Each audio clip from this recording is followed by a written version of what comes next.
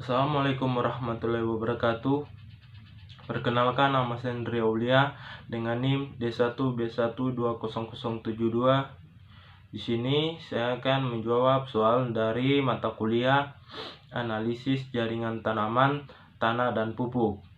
Soalnya seperti berikut. Yang pertama itu pertanyaannya, apa persyaratan data karakter jaringan tanah dan pupuk yang akan dilaporkan melalui suatu laporan di laboratorium?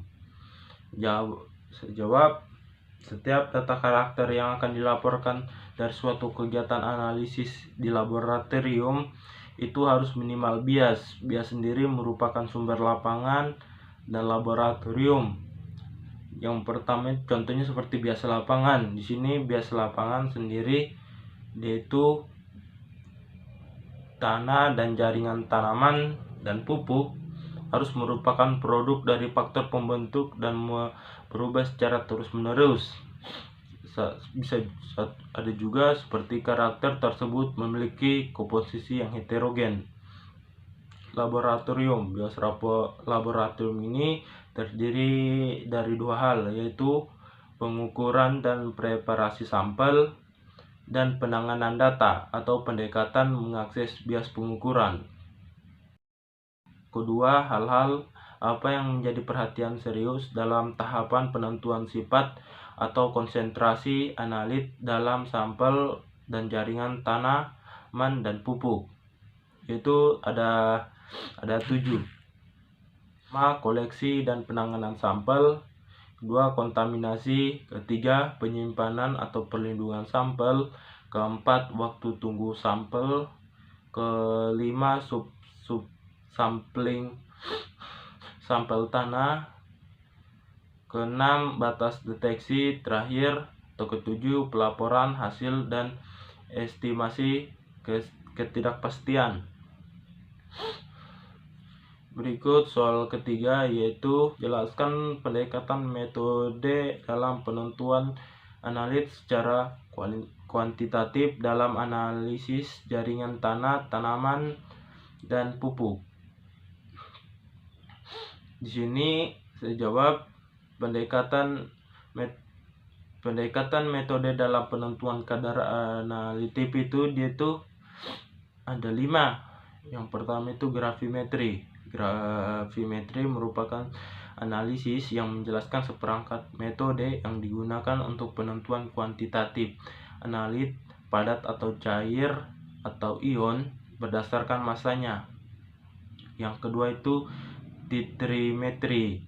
Nah, dalam titrimetri ini teknik yaitu atau disebut juga teknik volumetri merupakan bahan atau kelompok bahan dikuantifikasi dengan mengukur volume larutan bereaksi dengan konsentrasi zat yang diketahui. Berikutnya itu ketiga, analisis kolometri atau kolimetri. Analisis kolometri sendiri merupakan metode untuk menentukan konsentrasi unsur kimia atau senyawa kimia dalam larutan dengan bantuan reagen warna. Berikutnya itu spektrometri. Spektrometri sendiri merupakan teknik standar dan untuk mengukur penyerapan cahaya atau jumlah bahan kimia dalam suatu larutan. Terakhir itu atomic aberration spectroscopy atau ASS. ASS di sini merupakan metode analisis yang digunakan untuk menghitung kuantitas dari unsur-unsur logam. Terakhir saya akan jawab soal keempat. Apa yang Anda pahami tentang spektrometer, spektrometri, seragam atom dalam analisis jaringan tanah? Itu spektrometri. Spektrometri merupakan teknik standar yang mengukur penyerapan cahaya atau jumlah bahan kimia dalam suatu larutan. Yang kedua itu spektrometri serapan atom atau SSA merupakan Metode analisis unsur secara kuantitatif yang pengukurannya berdasarkan penyerapan cahaya dan panjang gelombang tertentu oleh atom dalam kadar bebas. Ketiga itu jaringan tumbuhan. Jaringan tumbuhan adalah sekumpulan sel dengan fungsi khusus untuk menyusun tubuh tumbuhan. Pada tumbuhan sendiri, jaringan tersebut tersusun atau bersel-sel yang mempunyai informasi fungsi, asal, dan struktur. Yang terakhir itu pupuk. Menurut saya pupuk itu merupakan material yang ditambahkan pada media tanam untuk mencukupi kebutuhan hara pada suatu tanaman dengan maksud agar produksi menjadi baik dan kualitas juga semakin baik. Itulah tadi yang dapat saya jelaskan.